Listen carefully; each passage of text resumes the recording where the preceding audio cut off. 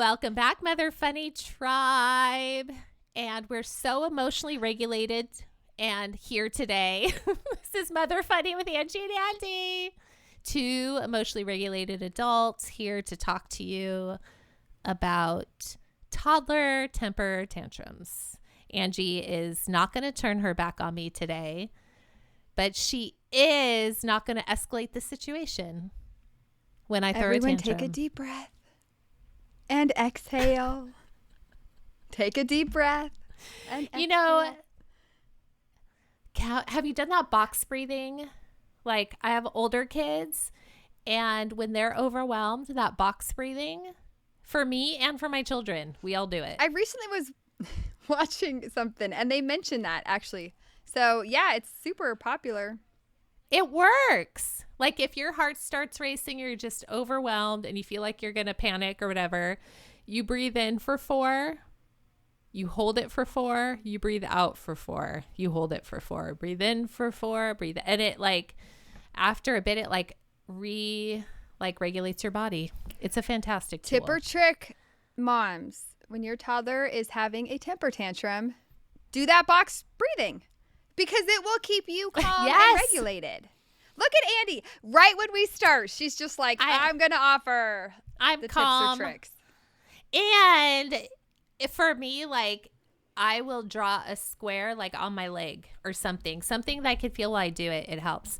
Anyway, that's just a tip or trick with breathing. But toddler tantrums, we've talked about the old school way of, I would say the old school reasoning, which the old school reasoning lacked kind of like the mental health empathy. data. It lacked empathy. It lacked empathy. It's like, shut up, kid. I couldn't cry either. You're fine. Sit in a corner. You're fine. Yes. So mistakes were made, but we're better now. I mean, I think we're good now. So Angie, give us some tips or tricks for how to handle a toddler temper tantrum. There are so many tips or tricks that help, and you have to also remember, like, the temperament of your child. So one tip or trick that might work for one child might not work for another child, or even as they are going through those toddler ages. Like, something might work when they're a year and a half, but then a different idea or a different strategy might work when they're 3 or 4. I know they're saying, like, temper tantrums are really ages like 1 to 3. I would actually stretch it to 1 to 4. Yes, a lot of 4-year-olds can. I know. Controversial. I know, but that's still the preschool age, right? Like, they're still in preschool. They're still at that very fundamental basic level in their language development, in their reasoning, in their communication style. So it's kind of like that hard 3 line. It does not work for me. Yeah, you're like, now you're grown up, get a job and stop crying. No, but you'd probably agree, like, by 4, the tantrums are probably less because they've been using these tools. They've been, working through it. So, like, I don't even know if I would say a 1-year-old throws a temper tantrum. Honestly, that still seems really young to me. They can only take one step and they have one word. And it's like, you're throwing a temper tantrum. And it's a bad word. I'm just kidding. Yeah, I mean, you could see that's the thing. Like, what are we classifying? I think that's the difference, is what we're classifying as a tantrum. Is crying a tantrum, or what is a temper tantrum to you? That is an excellent question. I think it's when a child is aware of what is supposed to happen and maybe they want to do something else. Like, for example, today Cole had speech therapy. He did not want to go to speech therapy today. I mean, he didn't want to get in the car to go. He's like, it's speech. He's like, I know, go speech. I'm like, yeah, you got to go to speech. He didn't want to get out of the car to go to speech, so I had to carry him, and he was crying. And even, like, when the speech therapist came, he wouldn't look at her, and, like, I had to walk with her. He didn't want to go into the door. Like, because I can only go to a certain point, and then I can't go through the door because of confidentiality purposes, because if there's another child in there, I cannot be in the room because of confidentiality laws and rules, which is fine. And so it was interesting because this had gone on for about like 8 minutes, and he was just so upset. He was crying, but he wasn't angry. It was more of just like that sadness and also this like, I just don't want to. And yeah, old school way would have been like, go in and shut the door on him. But like I couldn't do that. Like that just seemed so harsh. He's your problem now, people. Which is what we do in children's ministry a lot. We're like, we take the screaming kid and the parents run. So it ended up like I worked with him on his breathing just to get him calm, because once he was calm and he could kind of tell me what he was going through. And then as it turns out, like another speech therapist came in and then she was like making it fun and exciting. And then all of a sudden he wanted to engage. So it was almost like getting him to the point when he was calm. Everything was okay. He could speak it in his vocabulary, in the words that he has. He was able to communicate his feelings, his emotions. I was able to say like, okay, today's speech therapy, like you need to go. It's time for speech therapy. And then with the help of another professional, he went and he had an amazing session and he did fantastic. And he didn't cry throughout the whole session. It was just kind of working with him, but he also knew, like, no matter what, I'm going to speech therapy.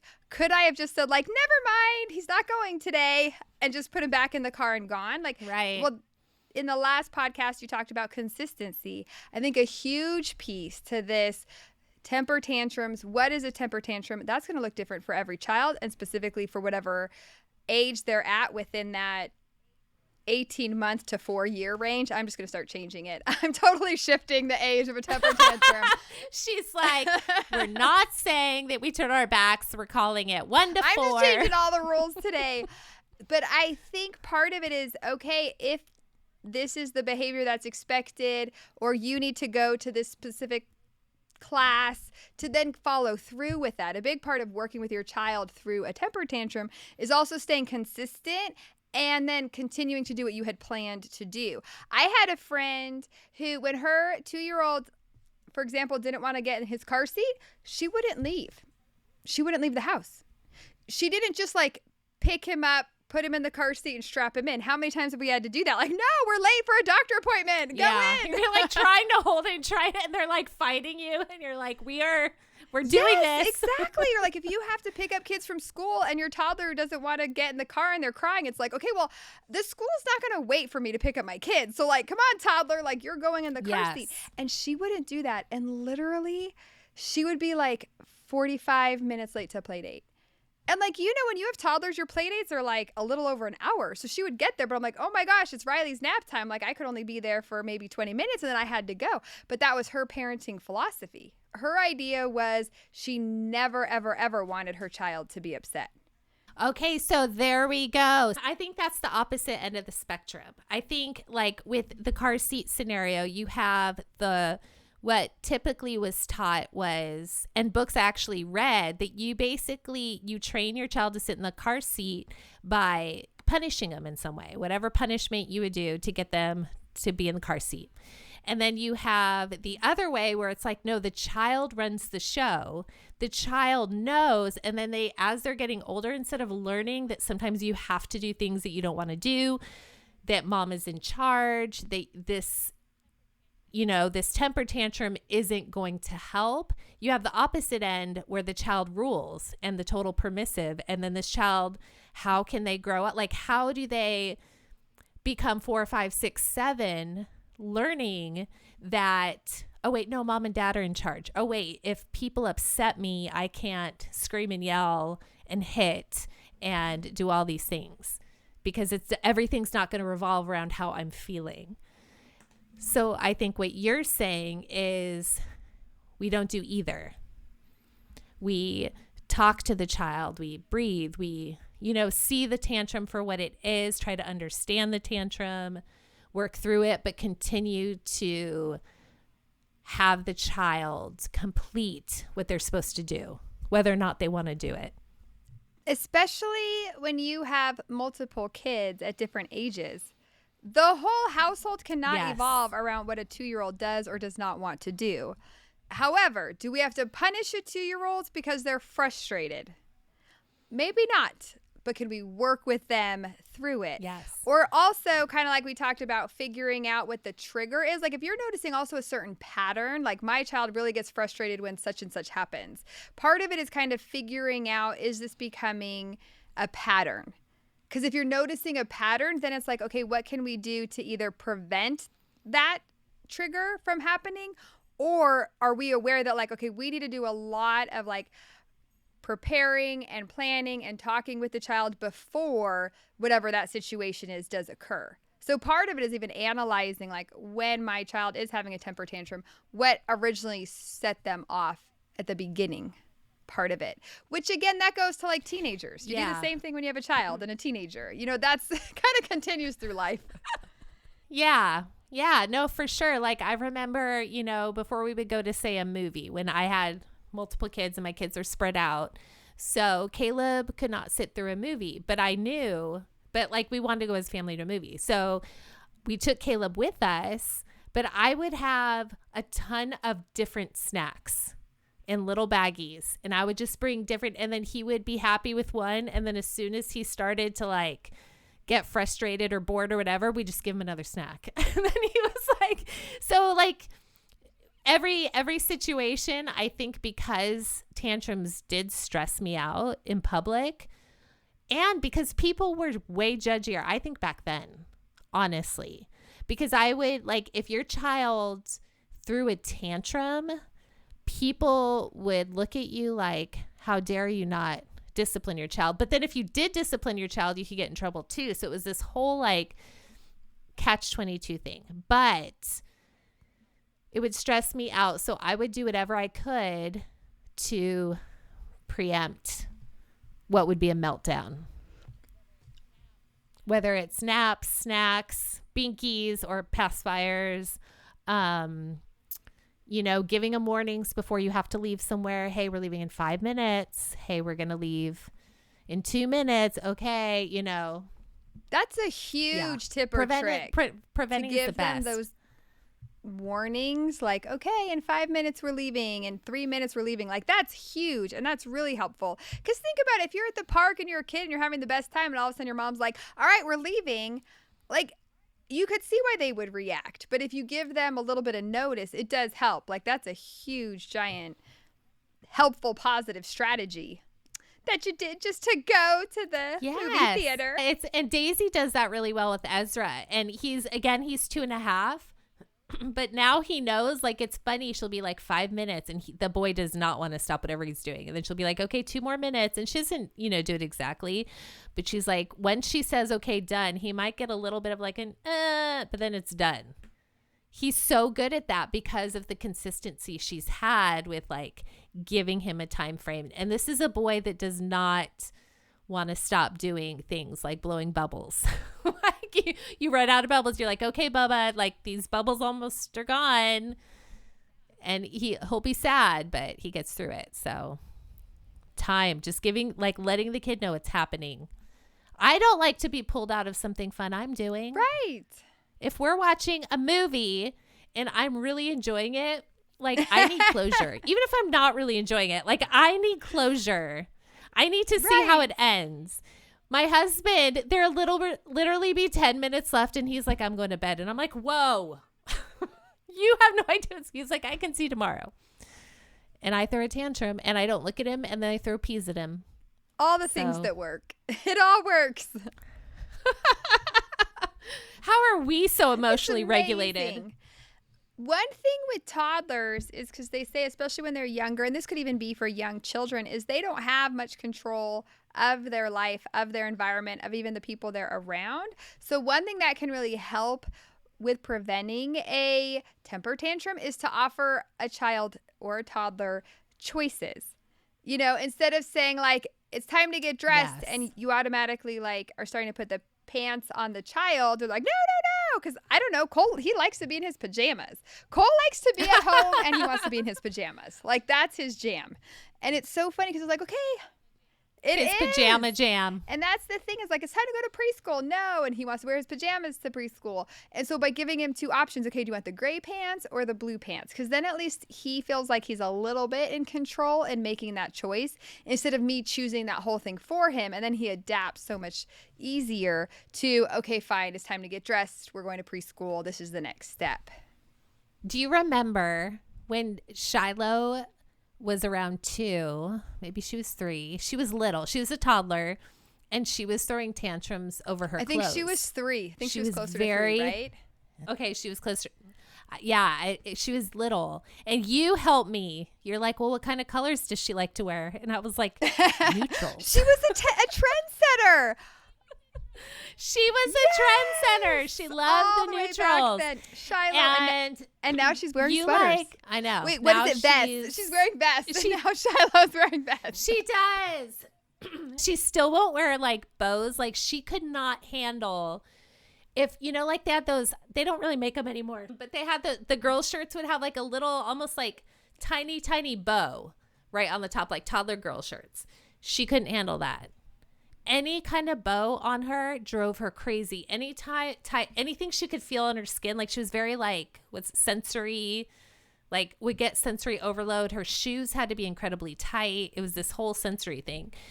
And I remember being like, I don't know what to do. I've never had a child that like did not like getting dressed, and every day was just a battle. And it was you sitting down like, okay, you should plan out her clothes.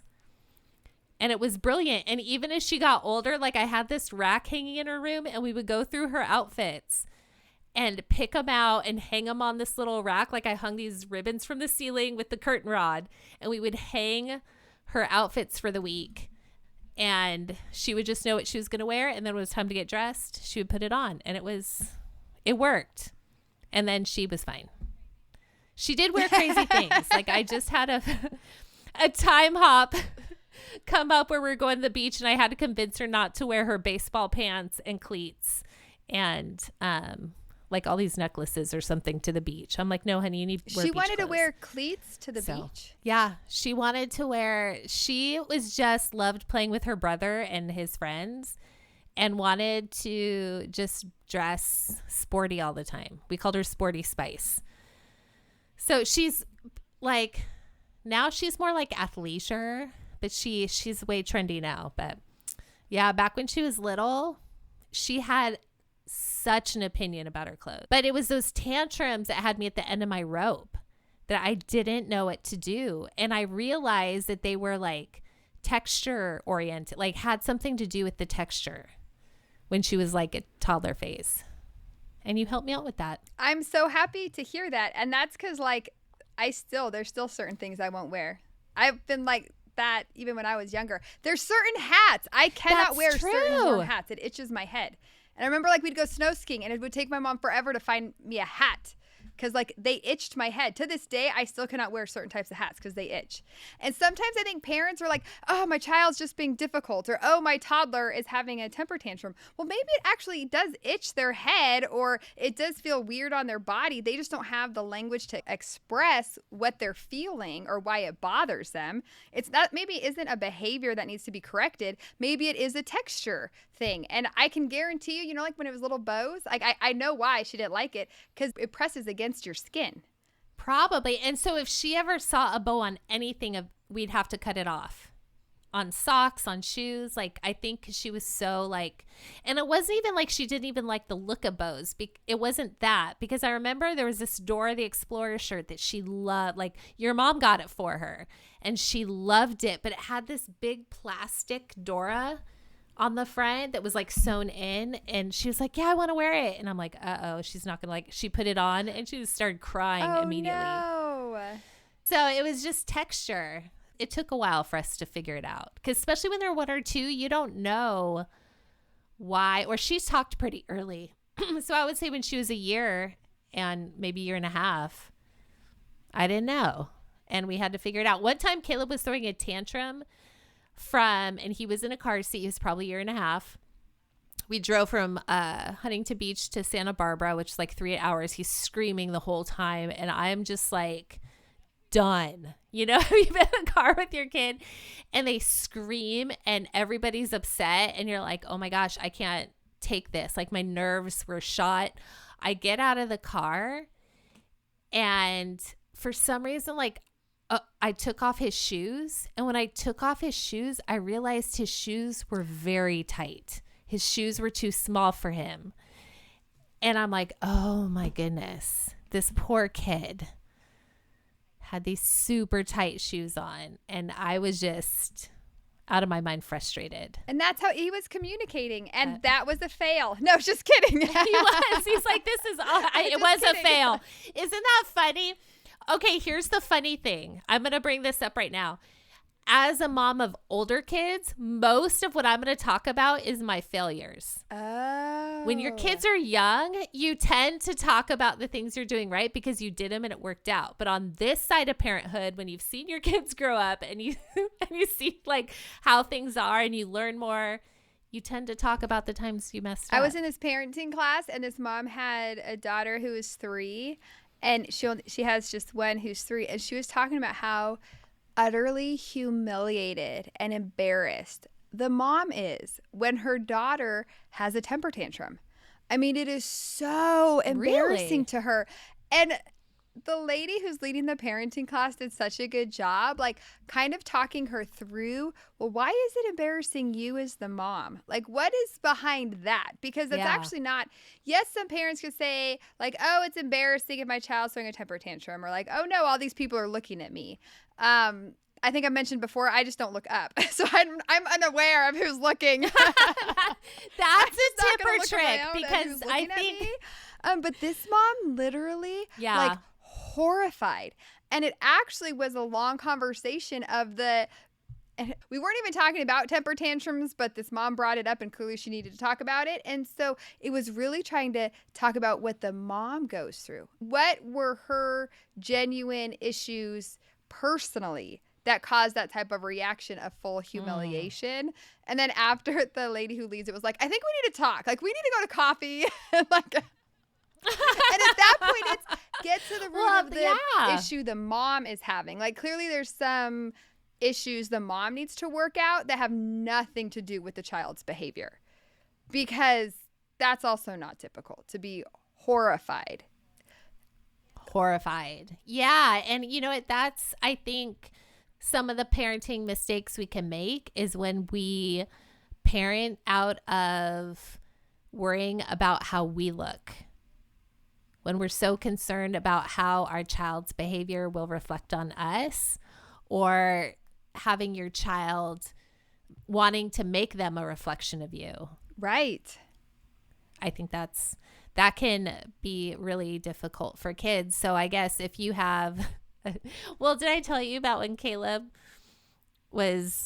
he was older. He was, well, not older. He was probably he must have been 5, and Shiloh was a year old, and we're at the grocery store and he's playing with her feet and he's like, you're a little, and he said the F word. You're a little bleep. You're a little bleep. You're a little bleep. And I am horrified. I wish I could have seen your face. I wish I could have seen that go down. I was like, here's one of my fails. I was horrified. And I was like, instead of being like, dude, that's hilarious. This is kids. And here's the funny thing is that at that point, he really had been around people who swore. He didn't watch TV with swearing. I mean, besides our 1-year-old who only had one word. Whatever you have to tell yourself, Andy.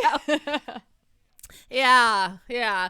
But yeah, it turns out when I asked him later, I'm like, where did you get that? He's like, I made it up, Mom. And I realized he was saying duck before that. And so I'm just embarrassed, freaking out, and I'm all, don't say that again. Instead of being the new parenting way, we should be like, okay, Kaleb, the word you're using is not okay, so let's be quiet. Or let's we'll talk choose about another it later. word. Yeah, let's choose. Okay, parenting guru, let's choose another word. Just trying to help 20 years later. Thank you, Dr. McCarter. I'm giving you options of what you could say. This was 20 something years ago. I don't need the options anymore. Sorry. I'm just here to help. Yes, that would have been a much better response than, you're welcome. Stop it right now. I know. I was like, stop, don't say that word again. I was super embarrassed. There's this woman, her teenage son, and they're staring at me, and my son's like, I'm like, they must think that my husband and I are like these foul-mouthed people, and he's calling his 1-year-old sister a little beep. This And is the best story ever. then poor Kaleb. And then he like gets to that, like we're checking out, and he's upset because I'm upset. Because he's cussing. And he has no idea what he's done. And he's just like, uh-oh, something's wrong. Mom's losing it. He starts to unload the groceries, and then he yells out, "What does bleep mean?" Oh, nice. What did you do? What did you do? See, that's a parenting fail. I was like, don't say it again. And then he was quiet, and then we got in the car. And I was like, don't ever, ever, ever use that word. It's not a good word. Don't ever say that again. And he didn't. For his whole life, he's never ever said it. But he did. The funny thing is, he didn't Right. do anything wrong. He didn't. There was nothing he did wrong. It was not a behavioral issue. He was just having fun. And I was so embarrassed. So you have to look at like the intentions. Like his intention was not to say a very bad word. Now, if he was looking at me and like, ha ha, that would be a different issue. Then we have like a behavioral issue. This was not a behavioral issue. There are behavioral issues that do need to be corrected. That was And I not think one. that is part of it when it comes to toddlers and children in general is expectations. What are reasonable expectations? For Andie, it's don't cuss. Yeah, I don't that's want a all I'm toddler who asking. cusses. Come on, Kaleb. How dare you? How dare you? Right? Because Oh my toddlers goodness. are going to have a temper tantrum. Like we all just need to expect it. Like, Yeah, 100%. if you have a toddler who's not having a temper tantrum, honestly, I would go to the pediatrician and talk about that also. Something's not right. So- Really. Like, because they have a will. They have a desire. They have something they want. They're Yeah. just trying to express it, whether it's in a way where they're yelling or crying or kicking. It's still them just trying to communicate. But also to have that reasonable expectation of like, okay, this is the life phase that we're in. Again, as Andie mentioned, if you are an adult and you are kicking and screaming and yelling because you don't like your chicken, maybe look into that. or you didn't get the right drink you ordered. Okay, I don't how know. many adults are throwing temper tantrum at Starbucks? Yes. I see. You I want to mean, see adults in throw temper public. tantrums? Go to a I see. Starbucks. You'll see it. yes, that's what I'm saying. Like, what happened that they did not learn? I mean, I know part of it's they didn't learn to emotionally regulate, and that we're learning that now. But there I don't know. We all get stressed. We all have to learn how to handle that stress. I'm not perfect at it. I'm not saying we need to be perfect at it, but screaming at another human being, especially in public, and not thinking anything about it, that is not typical behavior for today. Maybe it was, but no longer. And so it really stands out. They just need to be like Elsa and let it go. Let it go. Let it go.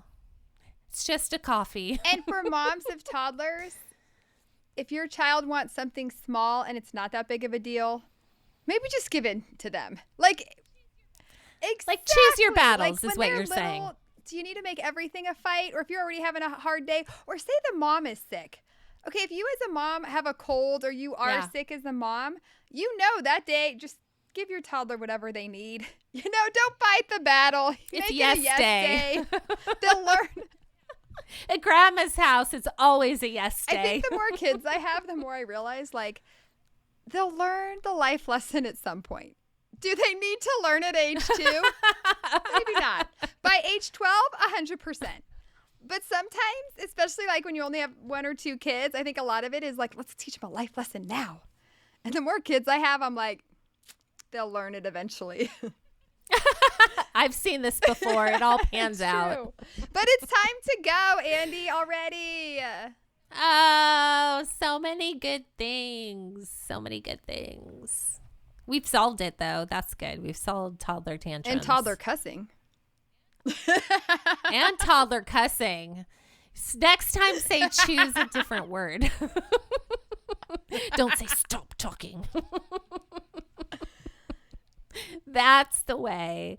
And yes, thank you for your help, your assistance. Thank you for your strong opinions and your educated analysis. Andie, of thank the you for your situation. wisdom and your experience.